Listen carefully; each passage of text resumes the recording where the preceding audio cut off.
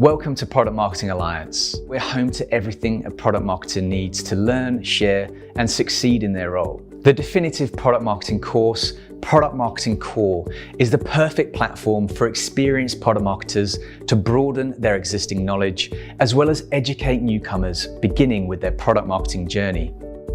Our community. We're home to more than 10,000 product marketers across the world, and every single day, tons of product marketing specific conversations go down.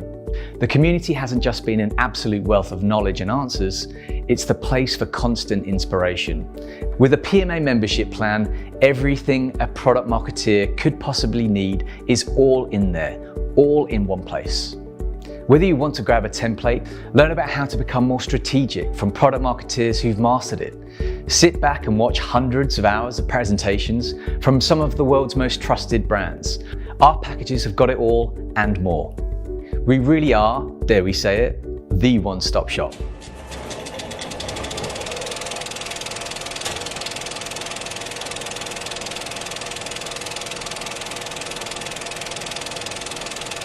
Today, I'm joined by Yannick Kpodar. Yannick was born in Senegal, raised in Washington, D.C., and completed his higher education across Europe, in France, the UK, and Spain. He recently moved from Silicon Valley to Paris and found a new home working at Payfit, having previously been at Dell and LinkedIn. And he is here today to talk about pricing. Yannick, great to have you here, and over to you. Awesome. Thank you, Max. Really happy to be here. And then hello to everyone. If you guys can hear me well, make sure to just type in your name and where you're dialing from. I'm always excited to see where people are viewing the presentation from. And I'll try to make this as interactive as possible. So when you get a chance, if you have questions, feel free to put them directly in the chat, and I'll answer them at the end of the meeting, or sometimes through it, depending on how much time we have. So, hey, how's it going, Nathan? See you're coming in from LA. All right, we got Tara from St. Petersburg in Florida. Got some folks from London, Carla and Francisca from Munich. Thank you. Anyone else joining in, just please feel free to say, hey, where you're from, where you're dialing in from. All right, and so I thought it'd be interesting for me to just give a quick snapshot of who I am. My name is Yannick. I'm kind of call myself a bit of a global citizen, just because I'm American, I'm French, and I'm also African. As Max mentioned a bit earlier about my background, and I grew up in the Washington D.C. area. Went to business school internationally in the UK, France, Spain. Barcelona was a magical city, and then I started my career actually in B2B sales at Dell Software. B2B SMB sales, and then mid-market, then later on enterprise. I then relocated from the Washington D.C. area to San Francisco, because that's really where I wanted to be, the home of tech, a lot of startups, and I continued my sales journey for about another 4 or 5 years, and then I ended up pivoting into LinkedIn, and I thought that was a really great entry into product marketing, because right before I left, when I left my sales career, I ended up launching a business teaching people how to use LinkedIn to land their dream job, and then at some point I realized, well, why not actually pivot and join LinkedIn? Hey, Lola from Denver. Hey.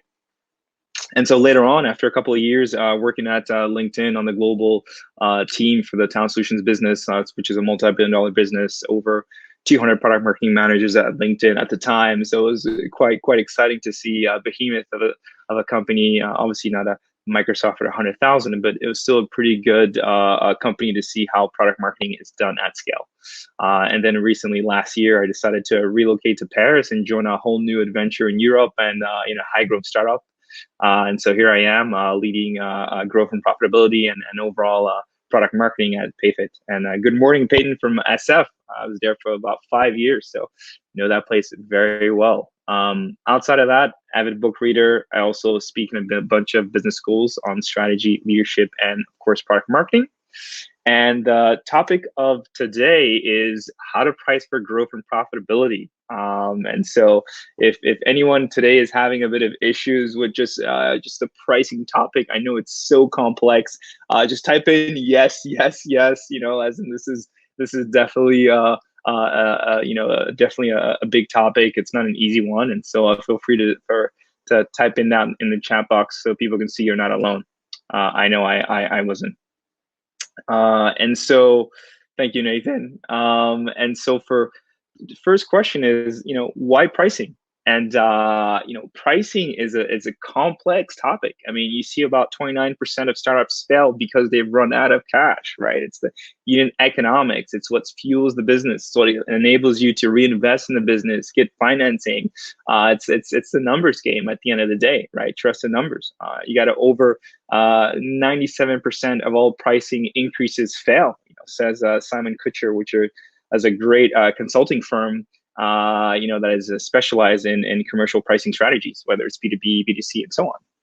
And so, basically, I think everyone is here because that pricing strategy can make or break the business. It can help you grow sustainably, healthily, with profitable with profits, or it could really put you in a bit of a pickle, to a point where you can't really sustain the business model. And so it's a really important discussion that we need to have over and over again.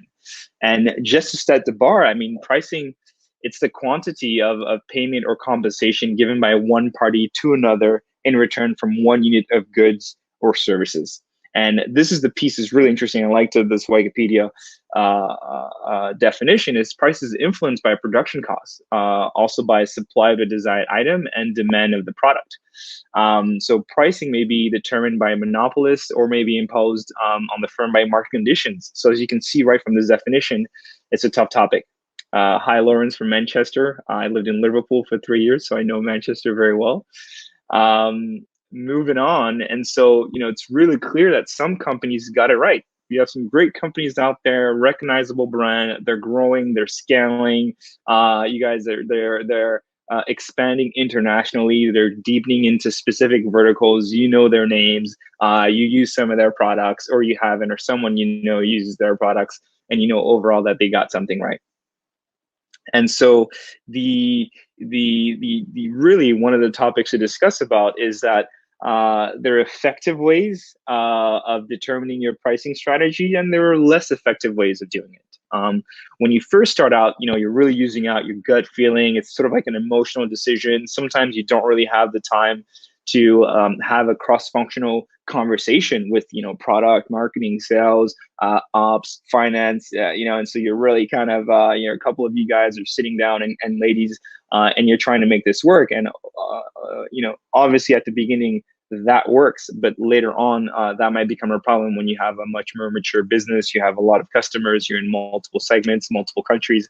And so moving over to the effective side is really starting to be more data driven, is getting feedback directly from customers, getting feedback directly from the sales team if you have a B2B model with a sales force. And it's just making sure you get cross-functional buying, because the worst thing you can do is set something, a new pricing strategy, and then your product team is not able to really shift those new different features and different pricing plans, or your billing department is not able to bill in a certain way you want to bill, and it's an absolute nightmare because sales team is not bought in, and you can get how this becomes a big problem really quickly.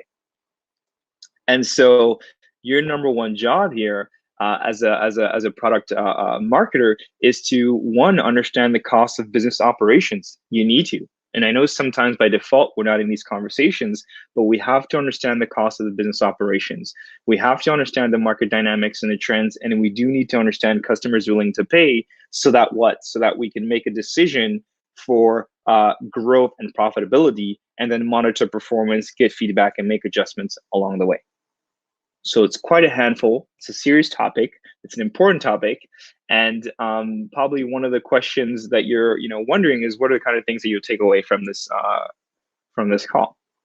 The first one is, I think I'm already kind of really going into this, is that pricing has a strategic weight in the business, and you have to understand it. Second is, it's important to understand when and even why to revise your pricing strategy. 3 is, where do you start? It's a tough pickle, and so at what point do you start to tackle the issue? Where do you start to do it? How do you do it? How do you get alignment from your cross-functional partners? You have a lot of folks that need to be at the table to take part in this decision, because you need to move as a unit. And then 5, you also need to make sure you enable your sales team, if you do have a sales team, so that they're comfortable in launching this new pricing grid in terms of pitching it, in terms of having battle cards, pitch decks, so on. And 6, you want to track performance and make adjustments along the way. And so those are the kind of things we'll be making sure you guys take away with today. Now, maybe one question you might have is, why am I presenting this topic? And the number one reason is I just recently joined about 9 months ago Payfit, which is a phenomenal company in Europe. They're in multiple countries. They're ranked number 4 in startups, in LinkedIn, and on many other as well platforms and ranking systems. And essentially, we're a B2B. We're a B2B software that's really focused on helping small businesses digitalize, or I should say, pay their employees much faster, much easier, especially with the complexity of a payroll in these different markets. And so, when I joined, the company has been growing incredibly fast, over 4,000 companies, 500 payfitters. We started to expand in multiple countries. So as you can imagine, the conversation of pricing became, more and more important. Do we price in the same way in these different countries? Do we focus on specific segments and verticals? Do we focus on specific sizes of company for pricing strategy? And so that became one of the biggest projects I had to tackle when I first started.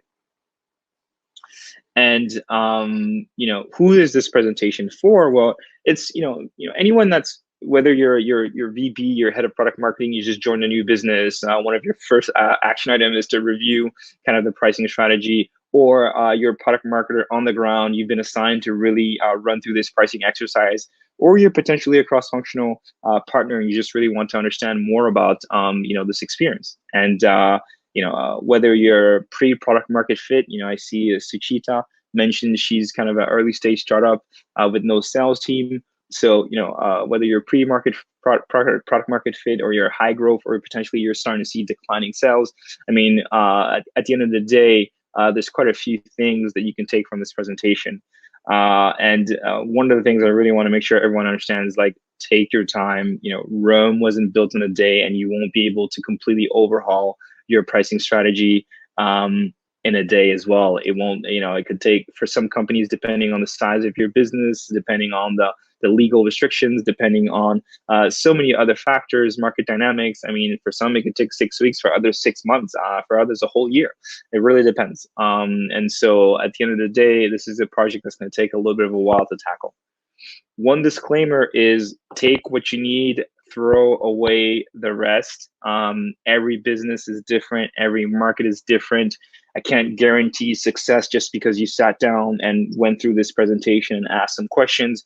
But what I do want to make sure is that you do have some very interesting points to take away with some specific action items or areas you can start for that could, evolve or improve your pricing strategy. You'll have some that are B2B. You have some folks that are B2C. I mean, it's, it's going to be a little bit tough to make sure everyone gets something, walks away with everything. But what's most important for me is that you walk away with something that gets you closer to improving your strategy. And so the topic is how to price for growth and profitability. Pricing can be really complex. You got some people that get into the whole psychology of pricing. You got dynamic-based pricing. I mean, there's so many different approaches and philosophies to it. What I'm really focusing on today is how to price for growth and profitability. And so, the first thing you should want to ask yourself is, when should you consider reviewing your pricing strategy? Now, there are many, many turning points. There's different points throughout your career, throughout the life cycle of the business or the product, that you want to potentially raise your hand and say, hey, let's review how we're doing. When you just launched a business, that's where you probably want to be hyper alert and understand what's happening, what's converting, what's not, why we're winning deals, why we're losing deals. You've reached a certain milestone. Your sales team, if you have one, is losing too many deals. You're getting specific feedback from your sales team about certain topics. You're entering a new market you never entered before. You're starting to see your customers churning, whether you're B2B or B2C. You're expanding your product portfolio. You're adding a whole new vertical. That's a good time to revise your pricing strategy to make sure you get everything right.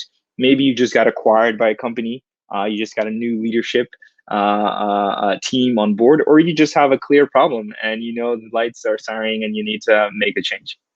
And so first thing here you want to take away is that there can be multiple pivotal turning points where it's a good time to take a double click into your pricing strategy. And so I'll give you a few steps that I believe will give you a really good understanding of how to approach this problem. And the first step is to stay close to the numbers. It's just like, make sure you're data driven. And the reason why you want to stay close to the numbers is that you want to be able to recognize when there is a pricing problem. Is your sales team discounting too much in a specific pricing plan? If you have a pricing model of your basic plan, professional plan, premium plan, let's say, are 50% of your customers on the premium plan, well, that might be a problem. That might be potentially that your pricing is too low, or maybe that you have room to create another more premium offer. Do you have 80% of your customers on your basic plan?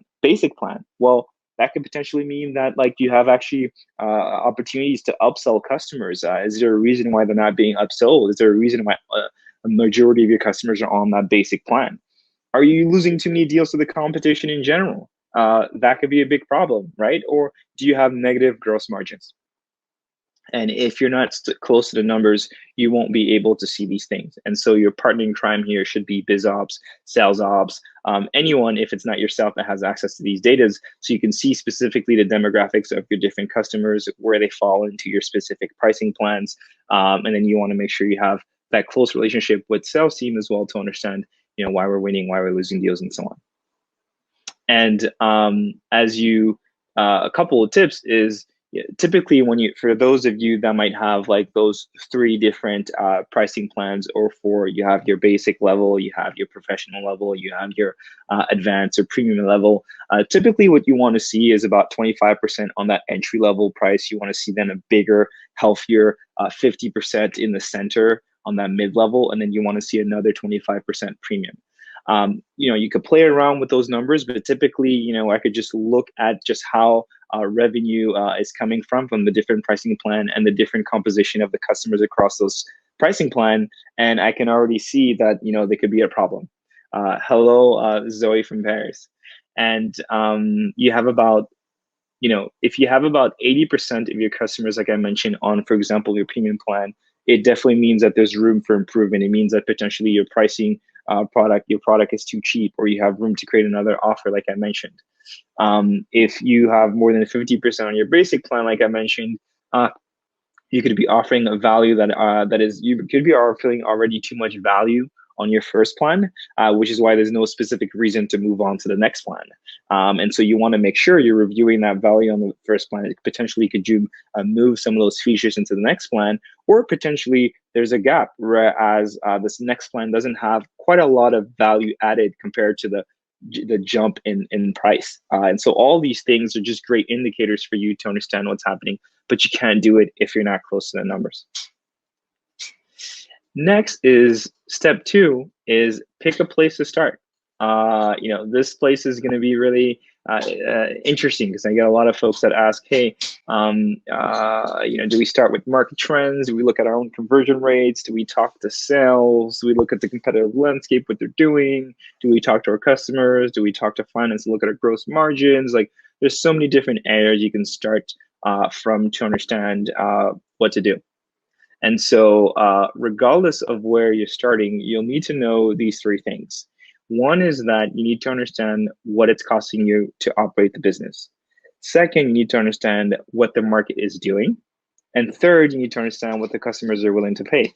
Now, you can do that yourself. You can do it through data. You can do it through a sales team if you have a sales team, or a customer success team if you have one.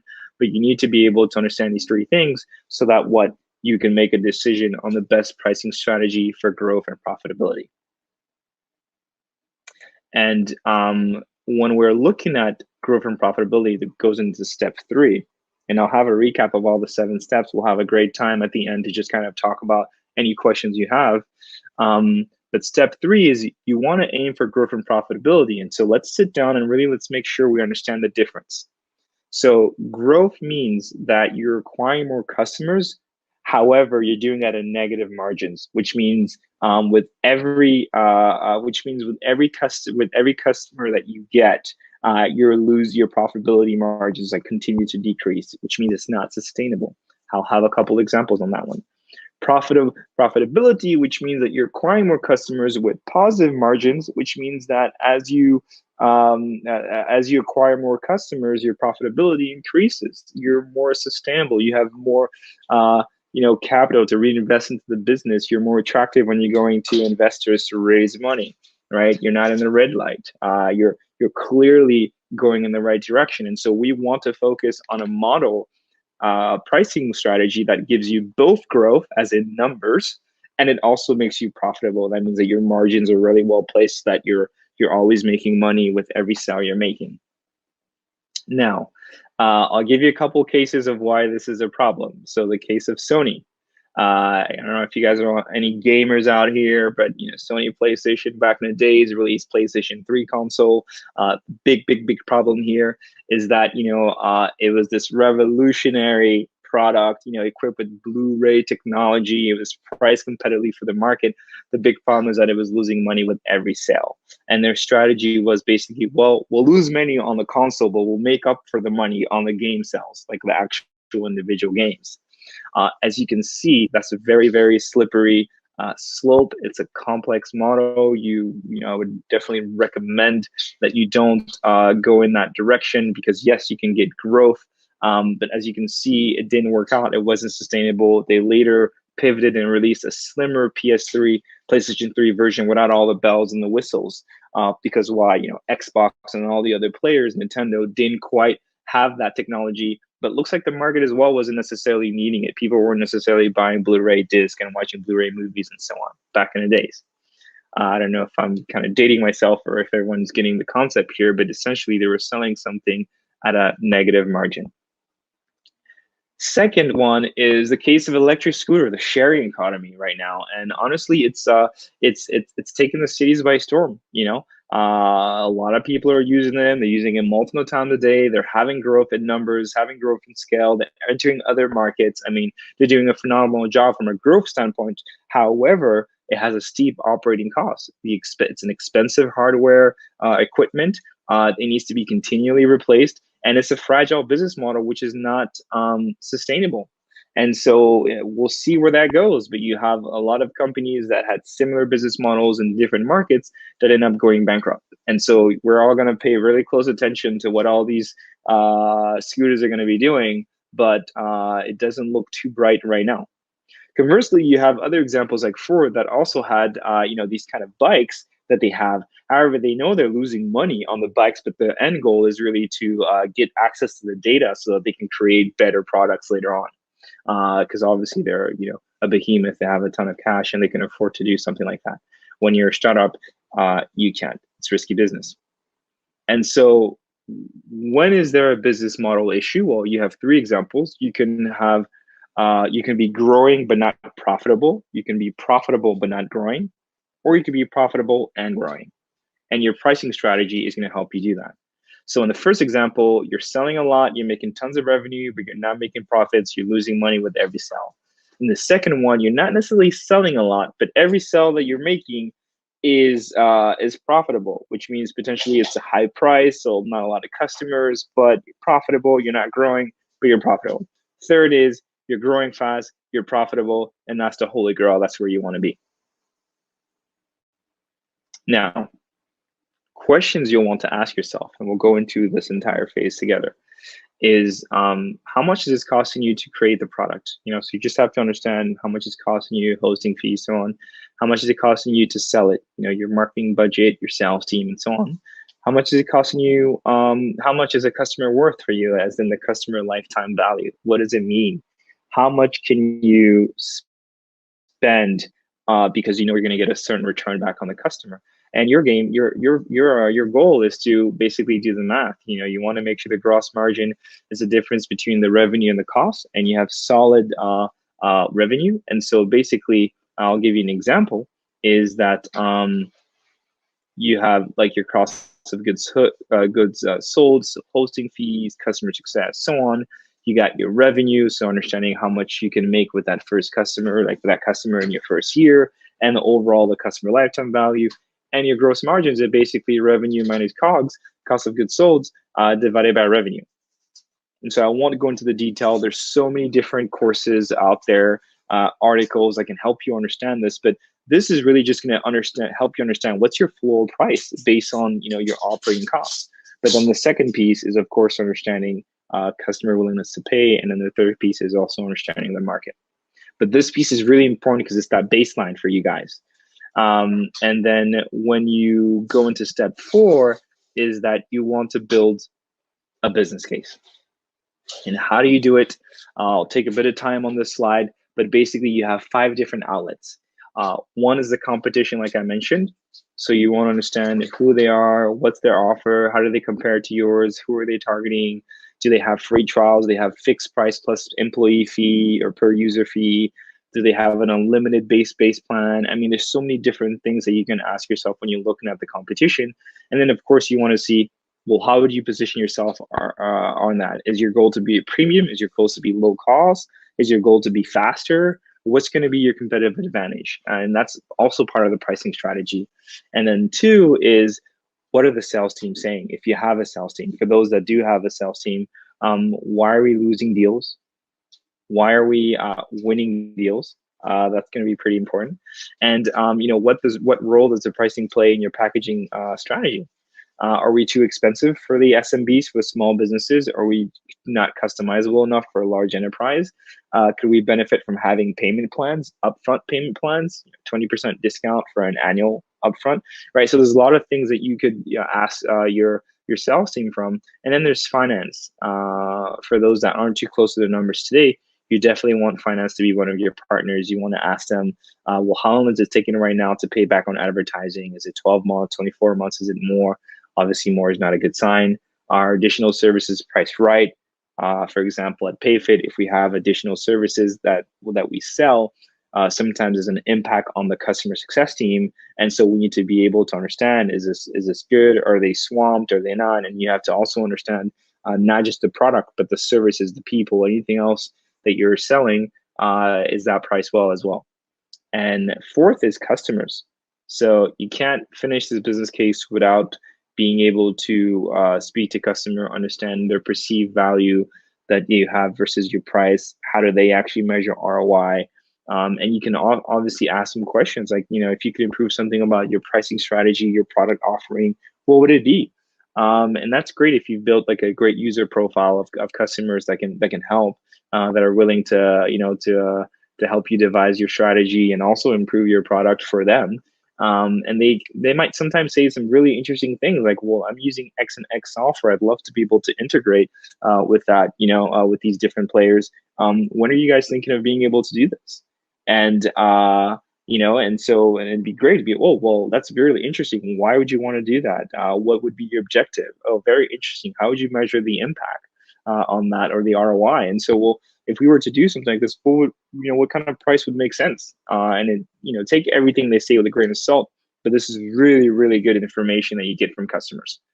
And then lastly, it's products. So these should be your best friends. You should be really close to them when devising a product roadmap strategy. Are we looking to go into new verticals? Are we creating premium offers? There's a lot of things that you want to make sure. Are we even able to make the type of changes we want to make? We want to add add-ons. We want to move things and put them into a premium plan. Can we do that from a product standpoint, from a functionality, from an architecture standpoint? These are very important questions. And so once you've gone through those 5 different, and and I'm going a bit fast because I obviously want to give people the opportunity to ask questions, and I'll be happy to share some of these slides for anyone who needs them. But once you've gone through those 5 questions, and teams, you're able to actually now start to build a business case in terms of, here's what we're thinking we can do, here's why, and here's the potential outcome we can get from it. And then from there, this business case, okay, Arcadia, okay, great. I'll do that. I'll send like the PDF slides so you guys will and ladies will have that without any issues for those that want it. And then step 5 is you need to get buy-in from your cross-functional leadership team. They have to be part of it. You cannot change an entire pricing strategy without getting buy-in from your product team, your marketing team, your sales team, if you have one, ops, finance. I mean, there's so many. There's a couple of teams based on the type of the business that you have that you need to have in the conversation, and so it's your role to determine who are the different folks that need to be part of this conversation. Typically, if you're a B2B, you will have sales. If you're B2C, you won't have sales, of course. You want marketing to be involved. You want product to be part of that conversation, or else, they might feel offended. You're changing pricing on the product without their saying, especially if you have that type of influence in your organization. And then customer success as well, because they know they're spending time day in, day out. Those are for the ones that have a B2B model. You'll need to be able to speak to them and hear about the pains of the customers.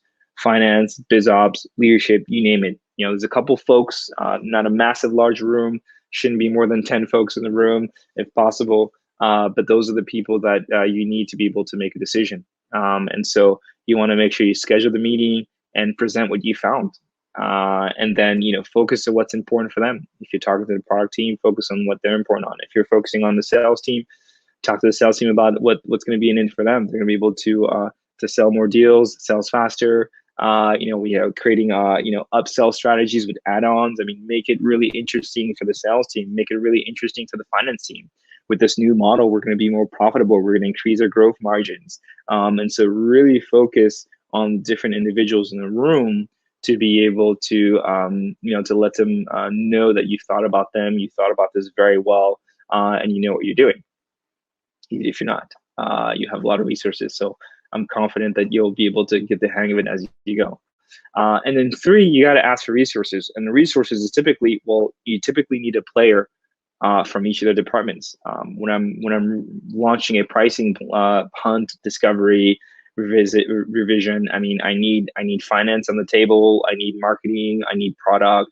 I need sales. We need to be able to sit down and game plan together. And so you need specific resources of getting some of those folks, or one from each of them at least, for a certain period of time, maybe the next 3 months, as you're working on this new thing. And then when you get the green light, you assemble the team, you align on the objective, and you draft the plan, as in what is it that you guys are going to be doing, to be able to come to a decision to launch this new pricing plan. And you have that kickoff call, you get to work.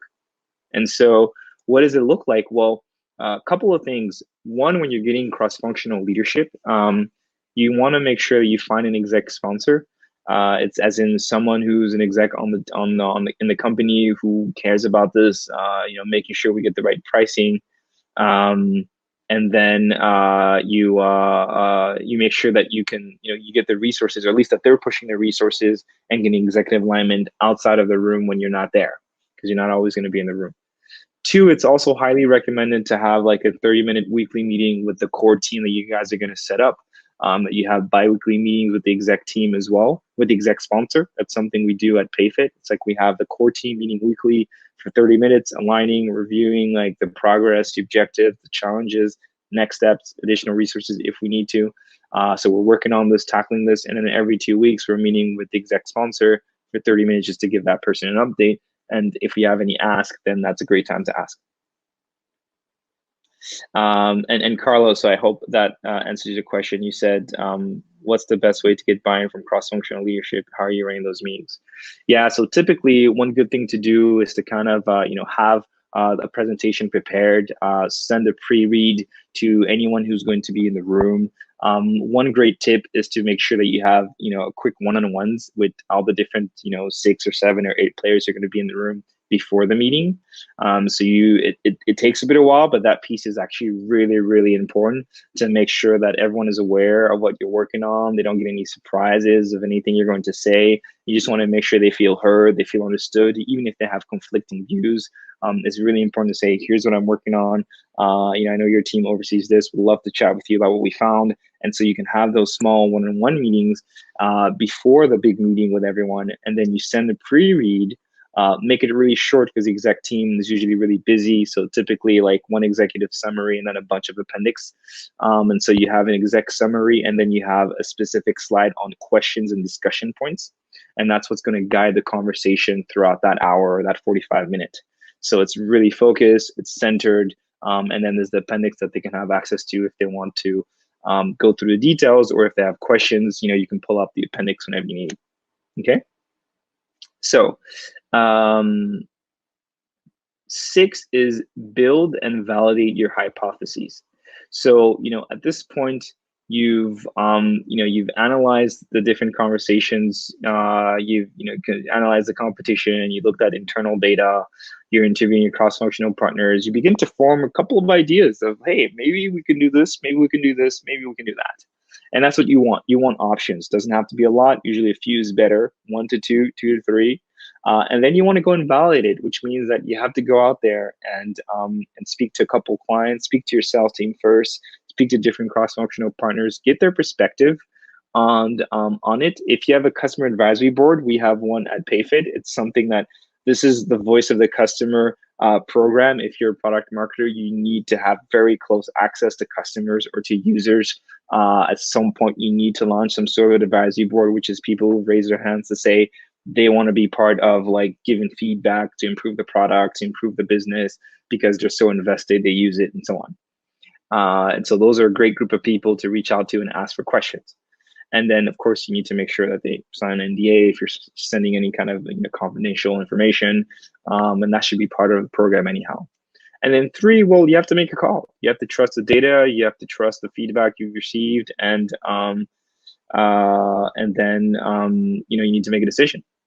And so make sure that the new pricing strategy can be operational as well within your desired time frame. And so the reason I say this is that sometimes you make a decision like, oh, okay, we'll be able to let's move some of these product features, or let's create that basic feature, but then have anyone who wants custom reports will be in the next plan. These kind of things, you actually need to speak to product. So if you make a decision like that, but product isn't involved and they don't even have the bandwidth to do this in the next 3 or 6 months, you might have a problem. Or, hey, let's start to do this billing process where, if they do annual upfront and we give them 20%, okay, we can do that. But you got to actually speak with finance and billing to see if they can actually make that happen. Maybe they don't even have the software to do it. And this is why, having the right people in the room at the right time is very, very important. And so when you're making a call on your hypotheses, you want to make sure that you're thinking about all these things by speaking to the right players. And so as we're approaching the end of some of the points, it's like there are 3 dimensions that you'll need to define. You have 1, the pricing model. You have, as in what is the model going to be? Is it going to be a dynamic pricing model? Is it going to be fixed price plus user fee? Is it just user fee? And then you have your pricing unit. So what exactly? It looks like that wasn't updated. Sorry for that.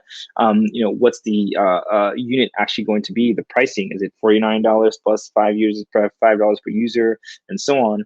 A good thing here is to speak to sales to get their perspective on what would work best with some of the customers, because they're on the ground selling and so on. If you don't, then speak to existing customers as well. That could be interesting. Not a lot, just a few. Advisory board, say, hey, we're potentially reviewing this pricing strategy. It doesn't look like we're looking to make it much easier, more simple. We're looking to get your perspective. If we were to do XYZ, how would that look for you? And so on. And so these are the type of questions you want to ask to understand if you don't have a sales team. 3 is also leave room for an upsell strategy. So create opportunities for people to be upsold into other plans, whether it's a whole new plan or it's add-ons, right? And so typically you want to have 2 or 3 plans because it creates that premium offer for the ones that want it, and that increases customer lifetime value. And typically at the end, you'll have an exercise that looks like this. You have potentially your free model, then you have your standard, your plus, your enterprise. That's an example for Slack if you're B2B. And you can find many, many other examples of great pricing strategies, whether you're B2B or B2C online. There's so many companies, and a lot of them show their pricing, which is great.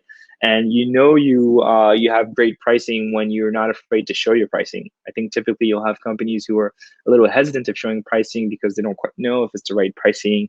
There's just so many unknowns, and so maybe they don't want to show how cheap they are, they don't want to show how expensive they are, whatever it is. You're not quite sure, and so you don't show it. And so typically when you have companies that are showing it, that means they know they've done the research and they know this is probably the right price for the value for the product and so on, and it works. And so it's like, hey guys, here it is. And so that's usually a good sign. It doesn't mean it's not a good sign if you don't show the sides. But typically, nowadays you have a lot of customers doing research even before they want to speak to sales or speak to you or purchase a product. And so you want to make sure that you give them enough information to actually want to talk to you. Second is, well, you need to make a decision, right? And so at the end of the day, your seventh point is you need to crunch the numbers with your team. You need to think growth and profitability. You need to think about those upsell paths. You have to have alignment with your stakeholders, and you need to make a decision and make adjustments along the way. And so with that, when you get to launch, I mean, this is the end. It's been a 6-week research sprint or a 6-month research sprint, but at the end, you've made a decision, and now it's time to go. And there was 3 steps here. There's 1 is to develop, 2 is launch, and then 3 is monitor. And so you're developing, whatever feature, the website, the product, sales collaterals, if you have a sales team, supporting help center articles, upsell campaigns. You want to develop all these things. Then you have your launch date. So you want to launch the new website with the new pricing strategy, the product videos, and so on, sales training if you have all these things, you're releasing it. You have your upsell campaigns you're launching, and then you monitor. How well are you doing based on previous performance? How are your conversion rates doing now? Are you having more revenue? Are you having more customers? Are your margins increasing? Or do you have upsells happening? How's the market responding? Are you competitive? And so these are great ways that you'll be able to kind of like develop, launch, monitor, but you can't do any of this before you've gone through those steps, those 7 first steps I've mentioned. Now, couple tips for monitoring performance. And so we're wrapping up in the last 5 minutes, and then we'll have Q&A. Is you have to probably do a monthly win-loss meetings for the ones that have sales teams. Sit down, review why we're winning deals, why we're losing deals. For the ones that are B2C, potentially you have follow-up campaigns when you have people who have abandoned the cart, and potentially an email following up with another offer or saying, hey, we've noticed you didn't purchase. Is there anything we can do to help? You want to make sure you have an automated, scalable way to get feedback from customers if you don't have a sales team, potentially directly to the product. What do you like about the product? Why did you purchase? Things like this. There's a lot of really interesting things that you can do. 2 is you want to review your financials with the finance team, your ops team, sales ops, business ops, whoever you have who's closest to the number, and look at it. How are we doing from traffic, leads, conversions, margins, so on. 3, you probably want to conduct sort of like quarterly business reviews just to understand how we're doing globally on a quarterly basis. And then you make your tweaks when needed. It's not a silver bullet. Not everything will work right away. But the important thing is to having your eyes on the numbers, because the numbers don't die. They don't lie. They always tell the truth. And so, quick recap. We'll open up for a bunch of Q&A. Is stay close to the numbers. Step 1. Without the numbers, you won't be able to understand what to do, what recommendations to make. Pick a place to start. At the end, you still will have 3 different places you'll have to do, whether it's understanding the market, understanding your costs, your margins, and then understanding also customer willingness to pay. 3, aim for both growth and profitability. Don't get yourself in the position where you have growth but you're not profitable, and it's putting you in a situation where you're not sustainable. You're in the red from the get-go. Or also, profitable is great, but you want to make sure you have that growth so that you're scaling and making more money in the process, for the business at least, and for your sales team and for yourselves. It's a great way to show ROI when you're working on a pricing project. 4 is build that business case. You need a strong business case because that leads to 5, which is getting buy-in from cross-functional leadership. And your business case does need to adhere to all of the folks in the room, for product, for marketing, for sales if you have, for ops. They need to be able to see that there's something in it for them, there's something in it for the business, there's something in it for the customers. 6 is build and validate your hypotheses. So there's so many ways you can do it. I know there's a whole set of courses just on how do you validate and hypothesize and test. I mean, it's like this pricing program or class could be done in a 20-hour class across 5 days. But we don't have that. We have about 45 minutes and then Q&As. And so there's only a couple things that we can go through. But what I wanted to make sure is that you have at least an understanding of direction of things you want to ask yourself, questions you want to have answered, data you want to collect, the right type of people around the room, and also most importantly, make sure you give yourself time because it is a complex topic.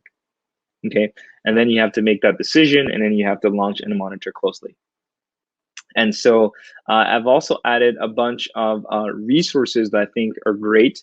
There's articles, there are books, there are podcasts, Harvard Business Review podcasts. There's a bunch of consulting firms, McKinsey, LEK, Bain, Simon Kucher and Partner.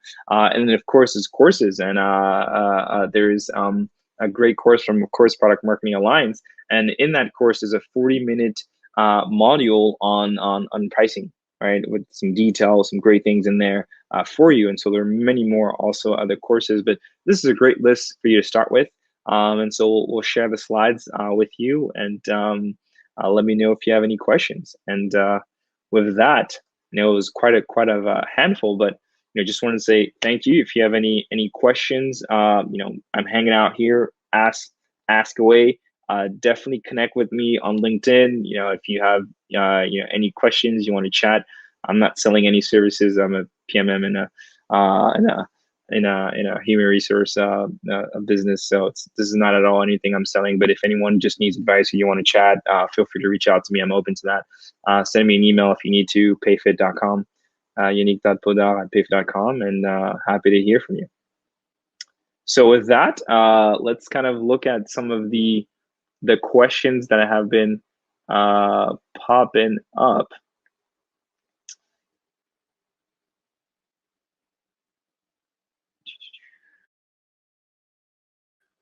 There's quite a few questions, so thanks a lot. And keep putting some of these questions in there. I'll kind of go through them, and I'll probably need the help of Max if I need to unmute someone to learn more about it. But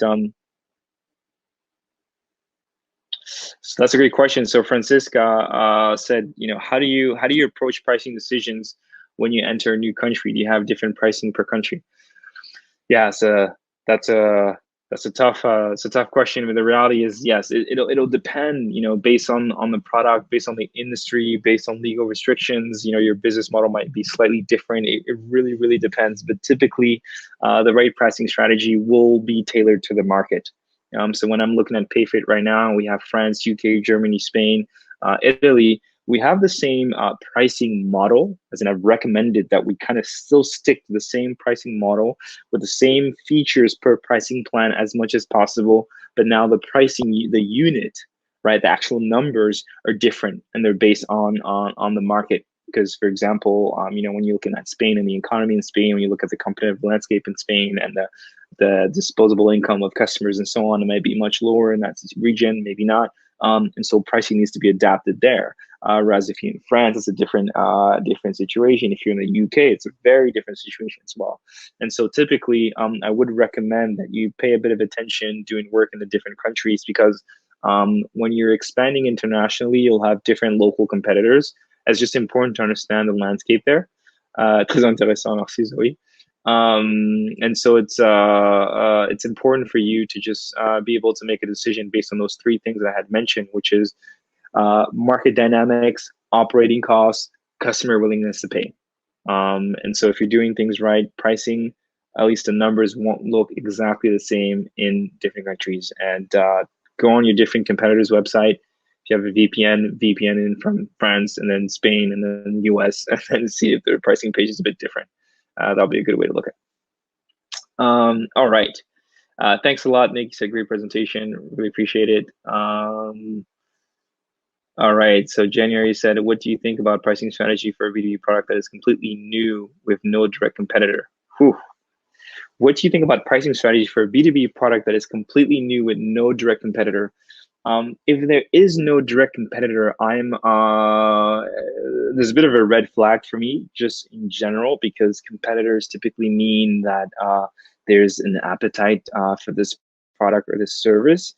So typically means that there's a great pool of people that are already paying for this certain service, and they're waiting for someone to be better or faster or cheaper or more premium. And so if there's no direct competitor, that kind of already raises a quick flag. So I definitely want to just invite you to really double check, are there no direct competitors? And if there aren't any direct competitors, well, okay, great. What are the substitutes? So if they're not doing this, what are they doing? So for example, in an example of Payfit, we have our direct competitors, we have indirect competitors. Direct competitors will be software firms just like us that are doing exactly what we're doing. Or you have accountants who are helping customers figure out their payroll and pay their customers, and they kind of go through that process. How much is it costing them to pay for their accountant versus using a software at scale with a lot of their employees across different countries? And so that's another example. That's a good way for you to be able to gauge where should you be. Obviously, you also want to understand that I would assume the value that you're proposing is much higher of something that's, if you're in a market that doesn't really have a direct competitor. So that would be something good to look at. The other thing, when you're looking to revise your pricing strategy, I mean, if you have existing customers, that might be interesting to speak to them. Just to obviously not everyone, your trusted customers, if you have some. Your board of advisors, those are the ones that I call. Like, I only have 6 of them, but when I ring or when we set a meeting, like, they're always there to give feedback. If not, you could potentially, if there are no direct competitors in your market, you can look at other markets in different, in other markets basically, and see, what they're doing, what the pricing strategy looks like. And at the end of the day, you won't always have it right. Typically, you don't. You kind of have to test, iterate, and potentially, you want to stay very close to your sales team to get feedback as you're testing things. If you don't have a sales team, you have to be making sure you create a bit of automation in the abandoned carts and things like that. So you have some emails following up, trying to understand why people didn't buy or so on. Okay, hope that answers your question, January. If I had more, feel free to reach out to me so we can talk more specifically about your case, because it could really differ based on the product and the industry you're in. Okay, moving on. So, all right, this is so Tanya Lang said, since the pandemic, I've noticed companies, both B2B and B2C, that are offering extended trials or huge discounts for their products and services. What are your thoughts on this? Are you prioritizing cash flow, looking for upsells, or just maintaining a customer base? That's a great question. I mean, we went through this exercise as well at Payfit. We started to see, a lot of customers, a lot of competitors that were offering, discounts or free trials and things that they weren't. And so, in one way, it's an interesting path to take. I think it shows, sensitivity towards, customers, towards the market. Obviously, you want to do something that is affordable for your business as well. And so, if you do a discount, it's a discount that makes sense for the business. Potentially, if you're on a recurring business model where customers are paying monthly, maybe you do a discount on the first 2 to 3 months or the first month, as opposed to a discount on the entire contract for the year. So those could be great ways for you to just, maybe on the first couple of months, you're making less than expected, but you just gain a new customer, and the customer life's LTV is there for you, which is what you want, right? And so that could be an interesting way to look at this situation. I mean, obviously, at Payfit, we did, we're in this pandemic. We noticed some contraction. Thankfully, we didn't have a lot of churn, so customers are sticking with us, which is great. But of course, some customers are letting people off, and so we have a fixed price plus user pricing model. So we did lose a little bit of revenue, but we also acquired new customers, so we're all good. Like, we're still growing incredibly fast, which is great to see. And we did have to make a couple of changes on our sales team to just make sure we have offers for the first 2 or 3 months and things like that. So might be something you want to look into, Tanya. I know there's some great articles. So in the resources that I gave, I believe there is pricing strategies for uncertain times, which is a HBR podcast. So I recommend all of you to kind of listen to that podcast because it's relevant for today's world. So feel free to look at that.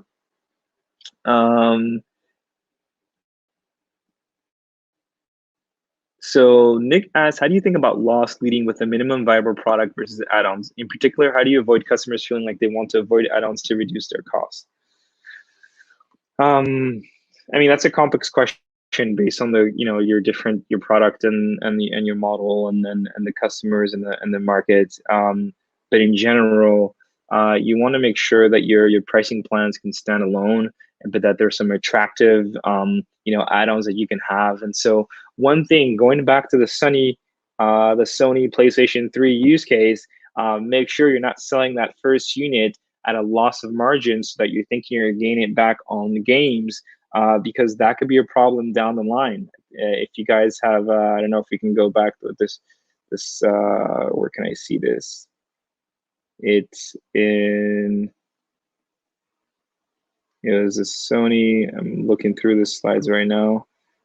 This one, Sony released a console below margins thinking they're going to make profits on the unit sold of the games, and that was really tough. And so they ended up kind of changing that approach. And so you want to make sure that you don't do that. And so your pricing plan should stand alone, and the add-on should be, the cherry on the cake, right on top of the cake, in terms of you want something faster, you want additional services so that customer success responds to you faster, for example. These are great pluses, premium add-ons that people want to buy. Or you have, kind of a Dropbox model where you can buy more things later on. Do that as well. But what's most important is that your pricing plan can stand alone already in a profitable way. Let's keep going on these questions. If you have more questions, keep bringing them on. Vanessa says, amazing talk. Thank you. Thank you very much. Lola says, thank you. All right.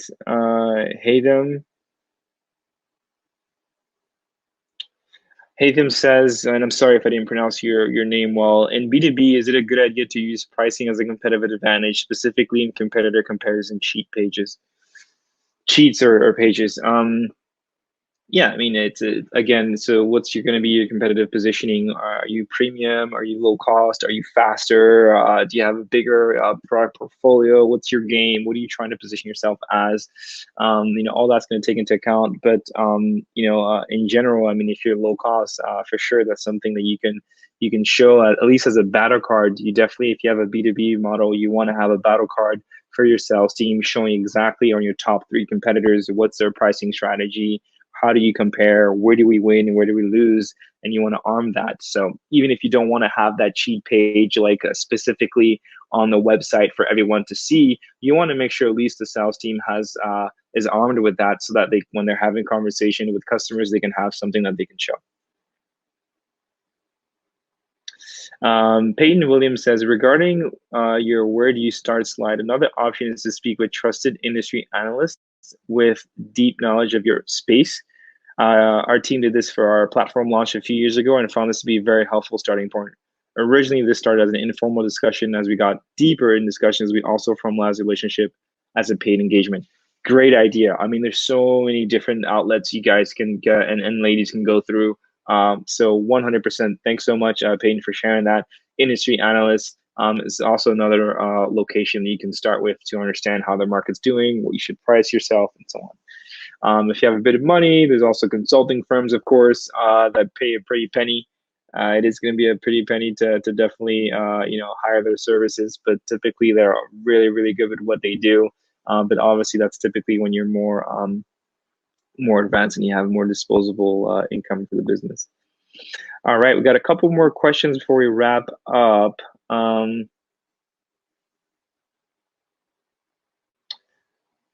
me see if there's anything else.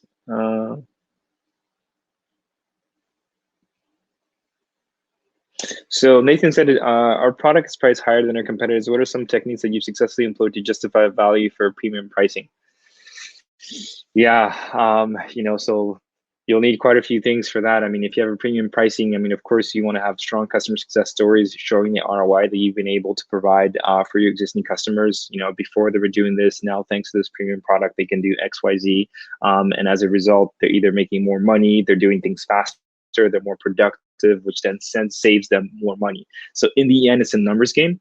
And it's especially typically if you have a premium pricing, you could still have a massive value typically that you're offering. And so you just have to be able to quantify that if you can, as much as possible.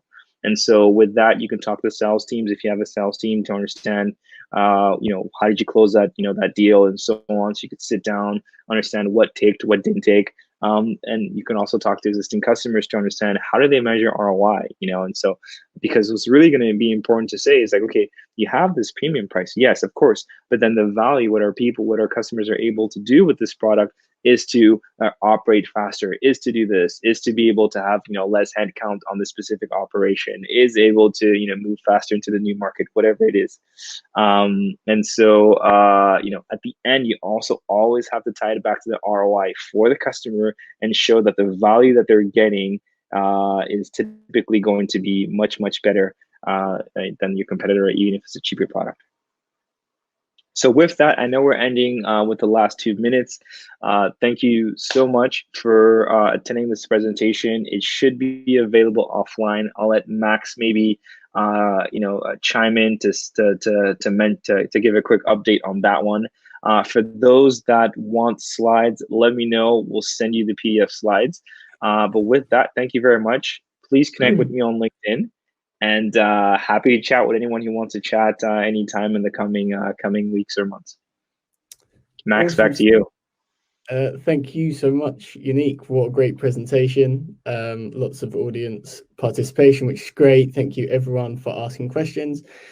The replay will be sent out. I think you will still need to be able to access the internet to see it. I'm not 100% sure you can download it, but it will be emailed to you. Yeah, thanks once again, Yannick. Great presentation. Awesome. Thank you very much, everyone. Have a great rest of the day or night or wherever you are, and hoping to connect with you on LinkedIn soon and continue discussion there if we need to. Awesome. Thanks a lot, everyone. Thanks, Yannick. Speak to you soon. Take care. And thank you, everyone, for tuning in and asking such great questions. The recording will be available afterwards, and head over to Yannick's LinkedIn if you want these slides as well. All right, and thanks, Max, as well, for organizing this. You're welcome. Take care. Bye.